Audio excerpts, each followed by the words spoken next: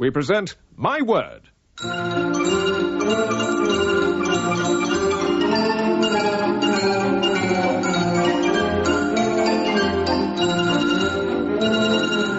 panel game devised by Tony Schrein and Edward J. Mason. And here to introduce the teams is John Julius Norwich.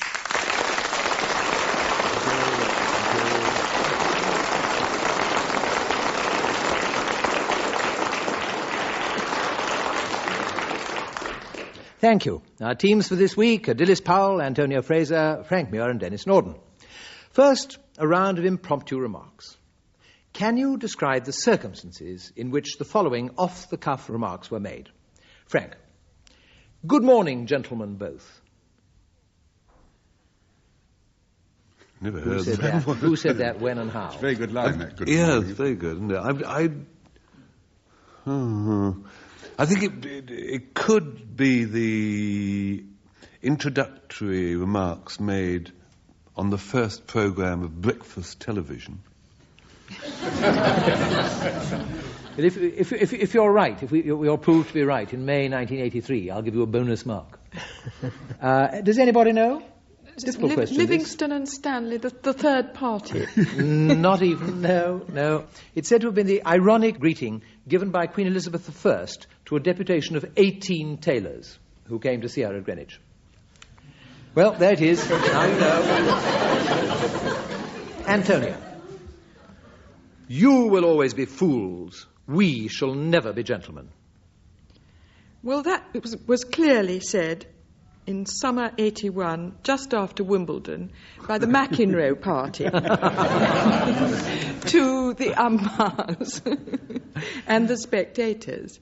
That must be so. I cannot withhold you a bonus mark. It's totally untrue, but it ought to be right, like so much of history. Even when it isn't right, it should be. So you can have a bonus mark for that. No, in fact, I'll give you one more clue. What it actually sounded more like, perhaps, was, you will always be fools, we shall never be gentlemen.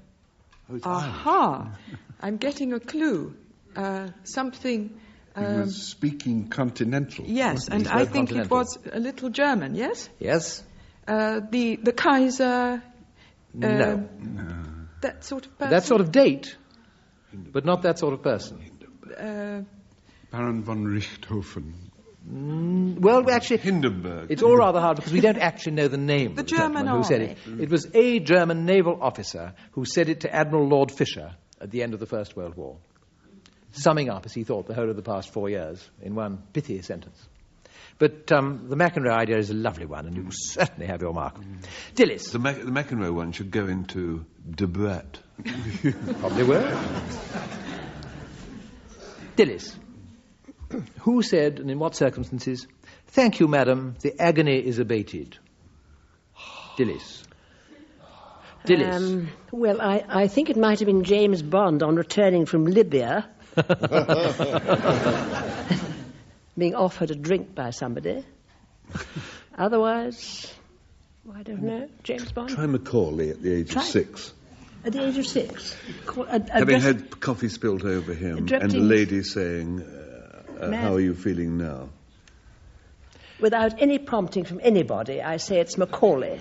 You're perfectly right. Macaulay it is. How old did you say he was? Without any prompting again, I said he was 6 years old. Yes, well, if you had been prompted, you might have been told that he was 4, which is, in fact, how old he was. But in fact, he had a terrible tummy ache, I think, originally. And somebody said, oh dear, poor little boy, is it better now? Thank you, madam, the agony has abated, he said. Is abated. Is abated. Sorry, perfect right. Anyway, 2 marks for Macaulay, and... Well deserved. Very well deserved. Well deserved. Denis. All right, have it your way. You heard a seal bark. I always read that as, you heard a seal bark. All right, have it your way. You heard a seal bark. Have it your way. Yes, you heard a seal bark. Yes, it's a Thurber, lovely Thurber cartoon of a couple in bed, middle-aged, the Thurber man and woman in bed, and the woman is sitting bolt upright, and the man's trying to get to sleep. And behind the head of the bed, a seal's head. And the man is saying, all right, have it your way. You heard a seal. Quite right. Lovely. Do you know the one?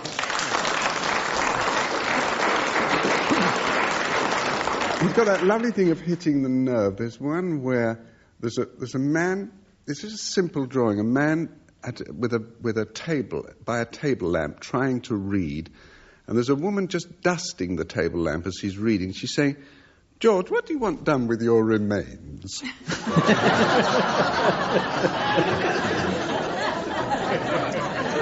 Before we go into round two, Frank and Denis, here are the quotations that you were given for the last round. Frank, your quotation is "The Rite of Spring." And Denis, yours, "The Agony and the Ecstasy." Now, a round of paraphrased poetry. Can you recite the lines of verse whose sense can be paraphrased as follows? Frank, "An amphibious mammal and an artificer in woodwork, both in a lachrymose condition, complain about an accumulation of silicious dust."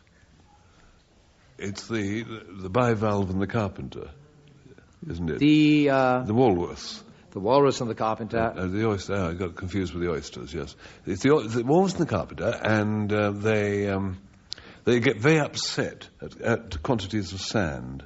That's right. Can you give us actually the full quatrain? I doubt it. But hang about. The walrus and the carpenter were walking hand in hand, I always used to say. It was not quite that, is it? Walking close to hand, or close at hand. They wept. At such quantities of sand. They wept like anything to see such quantities of sand. Well done. You got it. I'll give you 2 marks anyway. Although your quotation was ever so slightly. 2 marks is what nonetheless you received. 2 marks, yes. And now, Antonia. A geriatric but jovial monarch decides to have a smoke while listening to a string trio.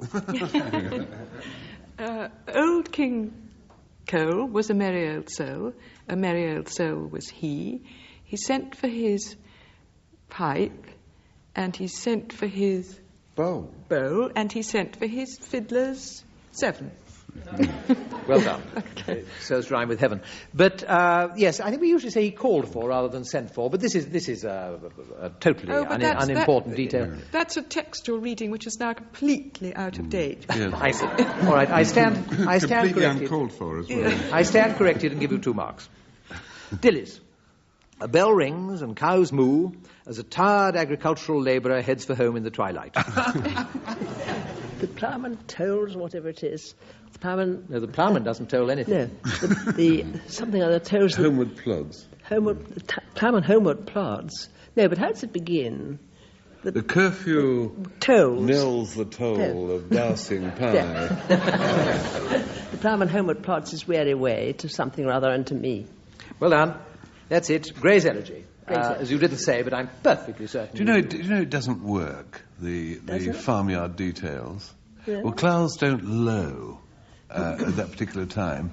What time of year is it? Because there's a curious mix-up of humming things which don't hum at that period. I read about this. He wasn't really much of a... He was a study man, not a countryman. You're Gray. Well, you see, this, as I've always said, this programme is nothing if not educational. It was always said of one of the old royal dukes, I can't remember which ones, about the turn of the century, who absolutely loved being asked to recite. And he spoke the most beautiful English, normally, and recited extremely well. And he used to say, the drop of a hat, when he said, Your Highness, would you mind giving us a little poem? He would say, The curfew tolls the knell of parting day, the lowing herd winds slowly o'er the lea. The ploughman homeward plods his weary way, and leaves the world to darkness, and also to me. And also to me. Denis, the matter under debate at breakfast time is what course of action should be taken about an inebriated mariner. It's, what shall we do with the drunken sailor? Well done. 2 marks. Cubed. 2 marks.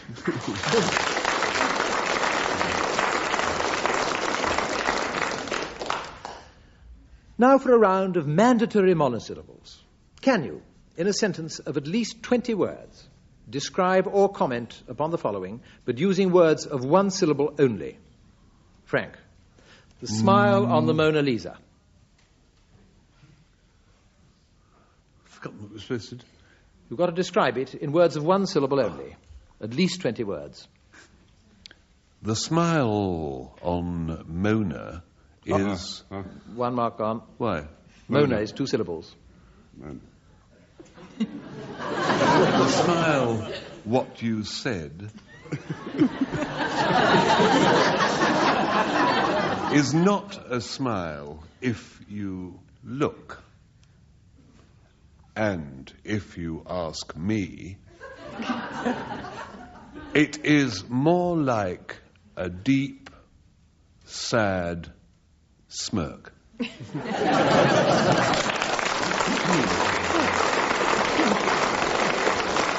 Well done.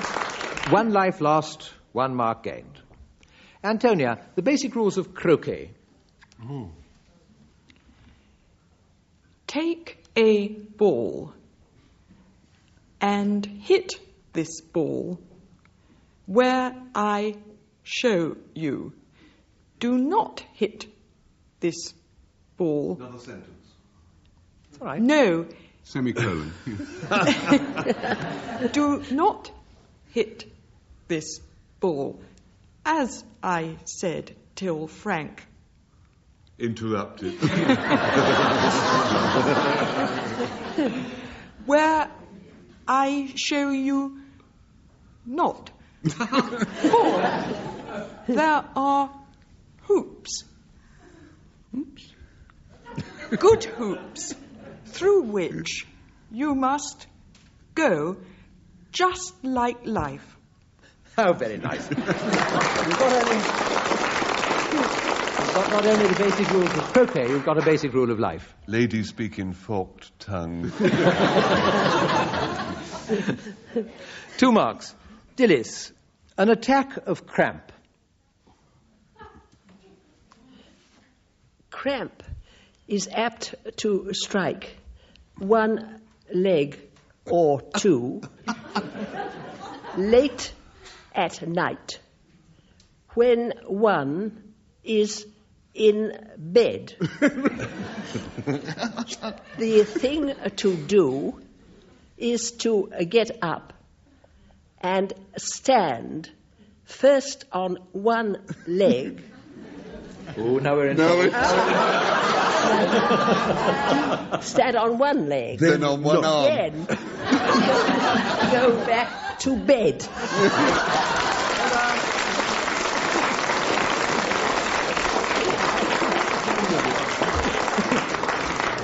Splendid. Not only a comprehensive description, but also useful to us all. I give you an extra mark for your usefulness. Denis, having breakfast in bed. If you let crumbs fall on the sheet, they will oft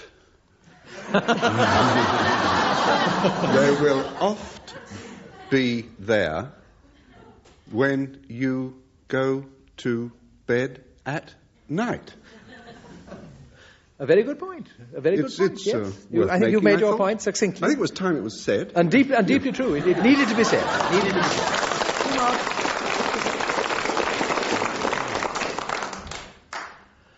A quick round now of double definitions.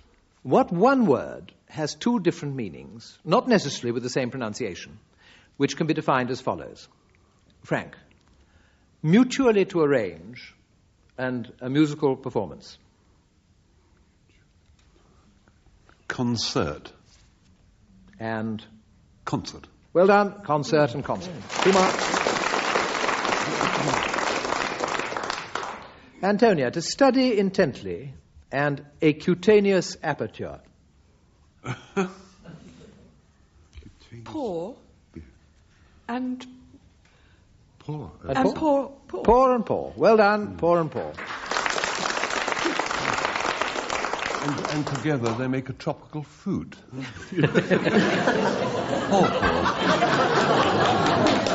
Extra mark for Muir. I hate to say it. Extra mark for Muir. Dilys, a sandy waste and to abandon. Desert. Yes, well done. These are getting harder and harder, aren't they? And the pudding. And also... And also, as you rightly say, a pudding. Can yeah. I have a mark? Because No. we all got our marks. He got our marks. I was going to say, and to eat pawpaw. Yes. Extra You're all mule. much, much too clever for us. But there it is. We'll give Dilys her too, but I think we'll leave it at that for the moment. Not that we aren't extremely grateful to all of you for your kind and constructive comments. Right. We do appreciate them. We really do, don't we, audience? Yes, we do, you see. Denis, to Enthral and An Irishman's Exit. An Irishman's... Oh, well, that's the reverse. Yes, entrance, entrance. Entrance and entrance, perfectly right. Well done, 2 marks. And so we come to the last round and to Frank and Denis's quotations. Frank, your quotation is Stravinsky's well-known opus, The Rite of Spring. Ah. I don't know how many of you know that I, from time to time, write children's books about an Afghan puppy called What a Mess. Now, these books are illustrated by a chap called Joe, very nice guy, Joe Wright. Now, the drawings are not very good. To be slightly more accurate, they really are quite good. Or to be plain, they're really very good. Or to be absolutely truthful, it's all the people buy the books for. But Joe was born in Ulverston, the miner's son, in the northwest. Ulverston used to be in Lancashire, but the Heath government, reorganised all counties. Now it's called British Columbia.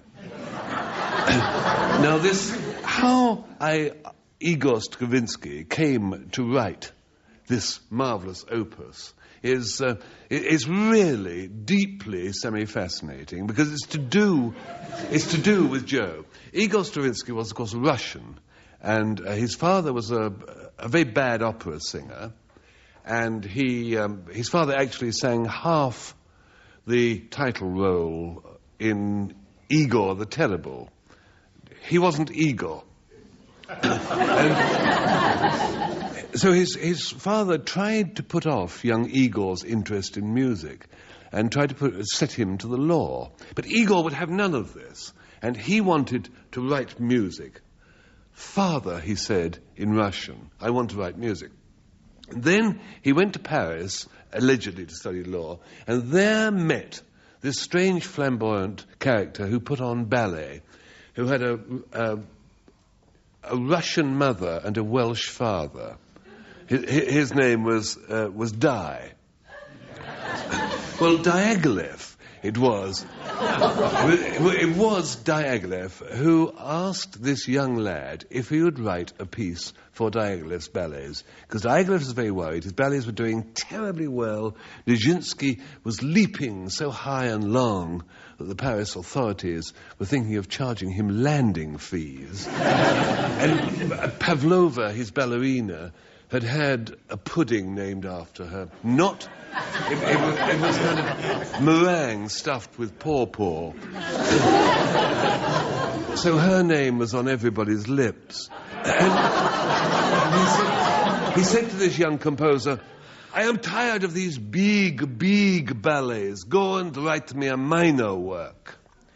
Now, Igor didn't know any miners, you see, in St. Petersburg. He's no longer called St. Petersburg, because after the Russian Revolution they were all named, and it's now Bury St. Edmunds. In St. Petersburg, as it was then, he didn't know any miners, but he looked up in the local library, the Encyclopedia Britannica, and found that there were miners in the northwest of England. So young Igor borrowed some money from his father, who'd now got a job, and was singing again, you'll be glad to hear. He was in Eugene Onegin. He wasn't Eugene, but at least he was working.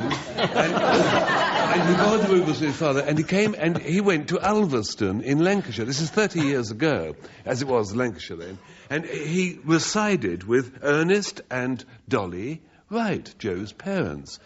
And there he wrote his wonderful piece. And they were glad to have him, because times were hard in the Northwest 30 years ago. she couldn't afford lovely baby clothes for her little Joe. She couldn't afford any clothes at all for him, and for the winter, she gave him 2 coats of marine varnish. So she was glad of the extra money, and it worked wonderfully. He was inspired. Ernest allowed him to wear the miner's hat, miner's lamp, so that he can write his music in bed under the bedclothes. And the canary that Ernest carried inspired him. But most inspiration he got from this little baby, Joe, my illustrator, who, every time this young composer said, "Do you like this? Am I on the right track?" to this baby when he was baby-minding, and would sing this wonderful music. And the baby would say, "Da, da, da, da, da, da, da," which is all he could say. Now, I don't know if you know Russian, but da is the Russian for yes. So every time he asked this baby, "Do you like my music?" the baby said, "Yes, yes, yes, yes." So inspired, he completed this piece, gave it to Diaghilev, and the rest is history. It was a wonderful ballet. It was enormously successful. Nijinsky leapt so high that he crashed his head into the roof. And it was never quite the same again. And in thanks, Stravinsky called this piece after this little baby. He called it Joe, but it's usually known by its explanatory subtitle, The Right Offspring.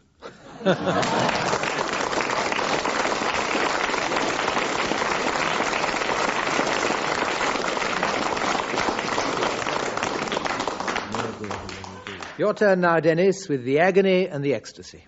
Well, it's strange that Frank should be going on about miners, because when I heard an executive of the Mine Workers Union on the radio the other day talking about what he called face workers, it reminded me that from the age of about 13 to about 17, that was more or less how I could have described myself. Because looking back on it, it now seems that I spent the whole of that formative adolescent period trying to get my face to clear up. Now, I know kids of that age are sensitive to any kind of skin imperfection, but in my case, there really was something to be sensitive about. I was afflicted by such a variety of spots, pimples, eruptions, and blemishes. Not only did I have the general skin tone of a pizza,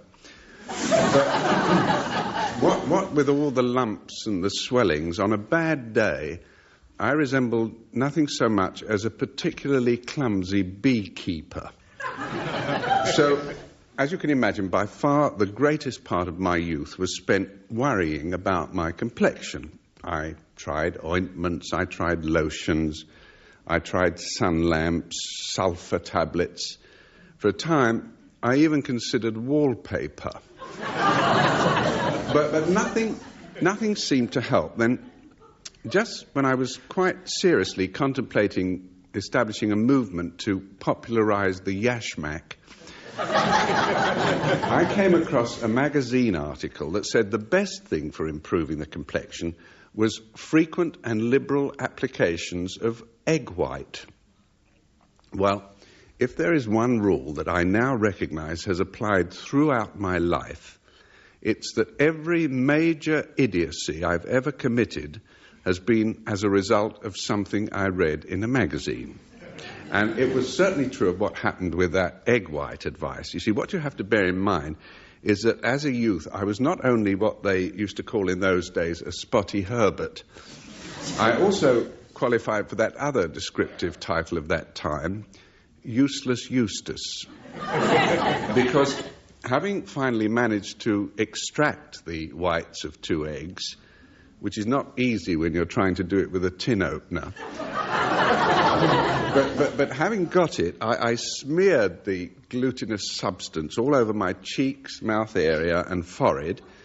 Then I repeated the process every 6 hours, all week, day and night, for 4 months. Now, actually, time has erased most of my memories of that summer when I wandered round with my face covered in hardened egg white. All I can really recall of it is that, A, when I smiled, you could hear it. And B, there was the ever-present fear that if I let myself get overheated, my face would break out in little meringues. Well, of course, the trouble eventually cleared itself up, because if it's true that the two eternal anxieties of the adolescent male are pimples and girls, what's also true is that as soon as you get one of them, the other just goes away. Not without after effects, though, because to this day, not only can I not stomach an egg in any form, I've become what you might call a complete agnostic, but I still find myself utterly unable to relate to all those romantic things that poets write about the state of being a young man. Wordsworth may have considered it very heaven. Rupert Brooke may have looked upon it as the red sweet wine. But after what my face went through, there's only two things I can ever associate youth with: the acne and the eggs, do you see?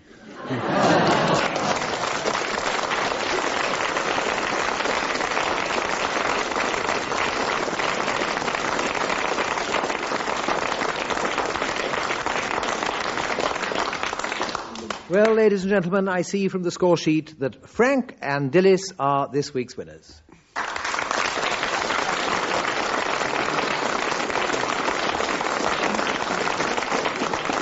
And so now it's goodbye from Dilys Powell, Antonia Fraser, Frank Muir, and Denis Norden.